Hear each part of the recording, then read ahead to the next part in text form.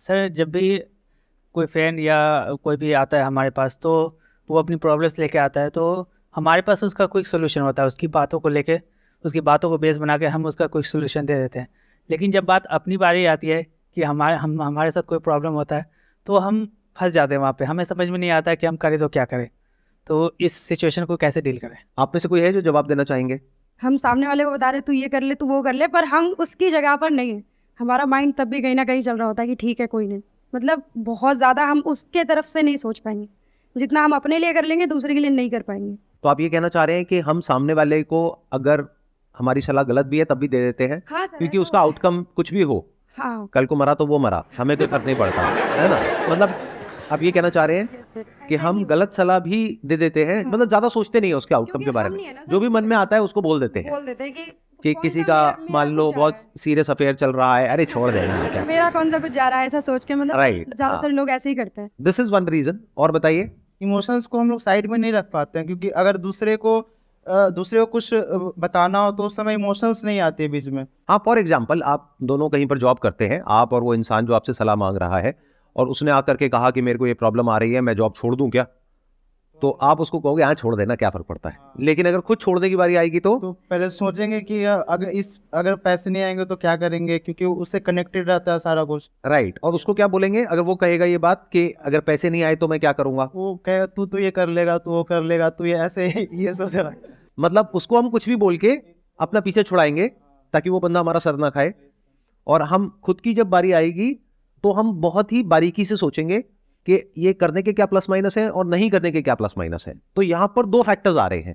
एक है जब हम किसी और को सलाह देते हैं तो हम ज्यादा सोच समझ करके नहीं देते हैं, कुछ भी बोल देते हैं, सामने वाला भाड़ में जाए आपको क्या फर्क पड़ता है।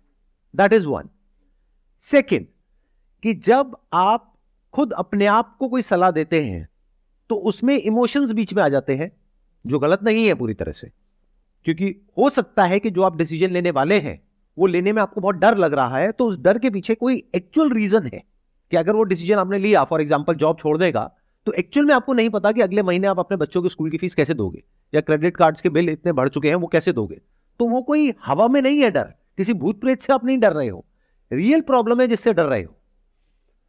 तो करना क्या चाहिए, चाहे किसी और को सलाह दो, चाहे खुद अपने आप को सलाह दो, आराम से ठंडे दिमाग से बैठ करके एक प्रॉब्लम का सॉल्यूशन निकालना चाहिए। मतलब मैं ये नहीं कह रहा कि उसको गलत सलाह दो और खुद को सही सलाह दो, नहीं, हमेशा सही सलाह दो।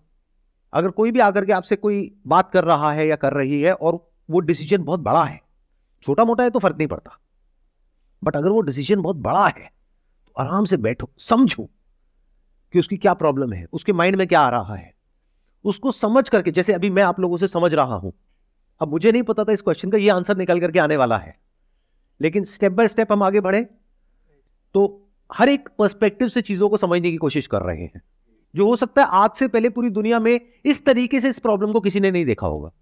राइट। आप जाकर के किसी और से पूछोगे, कोई और है यहां पर बैठा हुआ है, वो क्या कहेगा, अच्छा ये होता है, तो ठीक है, इसके पीछे जो रीजन है वो ये है कि आप जब किसी और को सलाह देते हो तो आप डिटैच होकर के देते हो, उसमें आपके इमोशंस बीच में नहीं आते हैं, तो आप सही सलाह देते हो।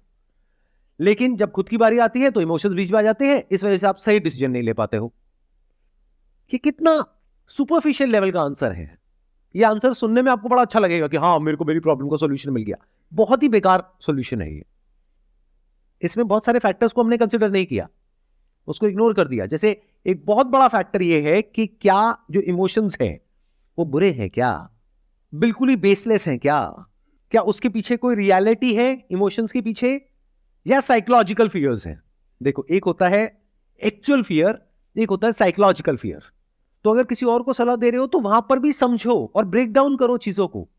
अब आप कहोगे उसमें मेरा क्या फायदा है, अरे आपका ये फायदा है, अगर आज आप उसको अच्छे से गाइड कर रहे हो तो कल खुद को भी अच्छे से गाइड कर पाओगे। मतलब हम क्या कर रहे हैं, हम दो एक्सट्रीम्स में ऑपरेट कर रहे हैं।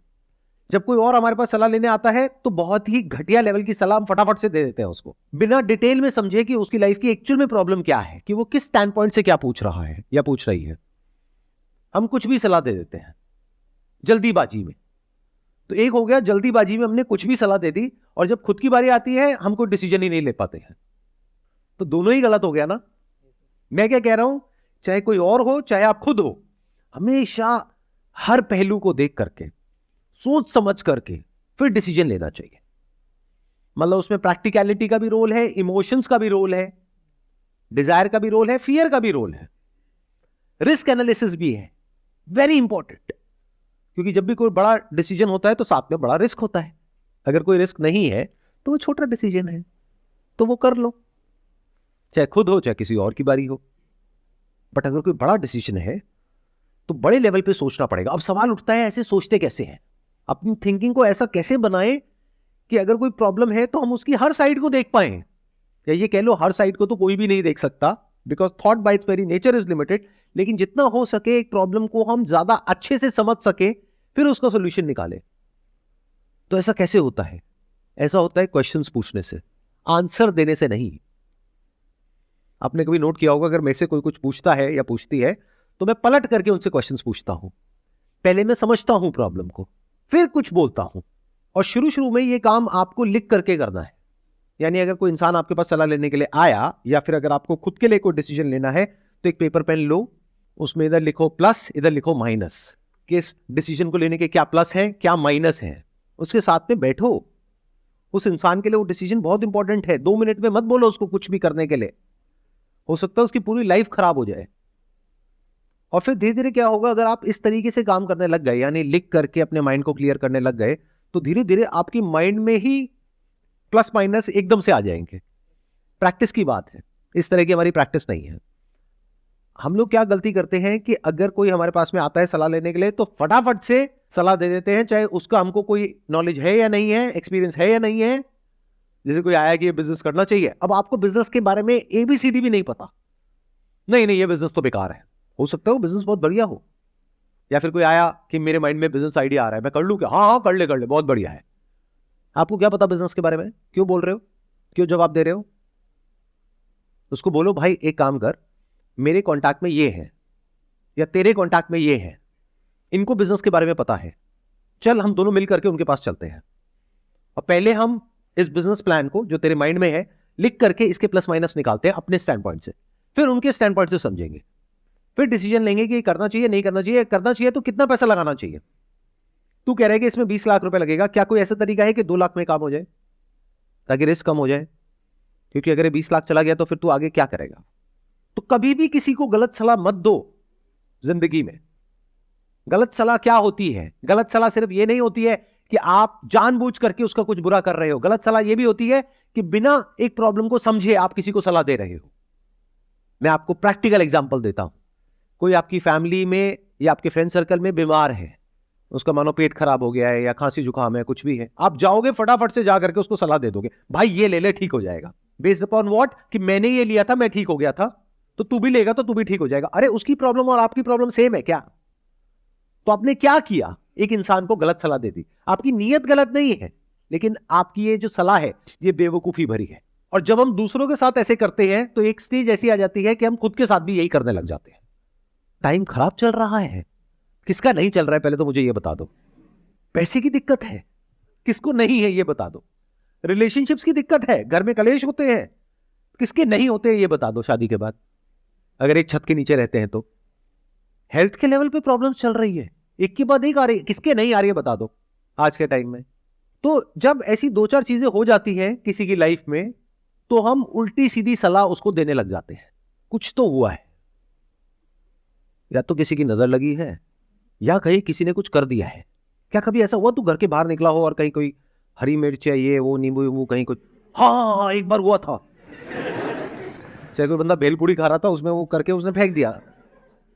हाँ एक बार हुआ तो मेरा पैर भी पड़ गया था। बस यही चक्कर है। चल तू एक काम कर, तू वहां जा, देख सब ठीक हो जाएगा।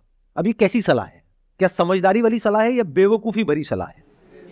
तो जब आप ऐसी बेवकूफी भरी सलाह औरों को देने लग जाते हो, और हमारे आसपास में भरे पड़े हैं ऐसे लोग, तो एक दिन आप खुद भी ऐसे ही हो जाते हो, आपको पता भी नहीं लगता है। एक झूठ को बार बार बोलते रहो, वो कब सच हो जाएगा आपके लिए आपको पता भी नहीं लगेगा। आप सच और झूठ के बीच में फर्क ही नहीं कर पाओगे। तो चाहे आप खुद हो चाहे कोई और है, बिना सोचे समझे कुछ भी नहीं बोलना है।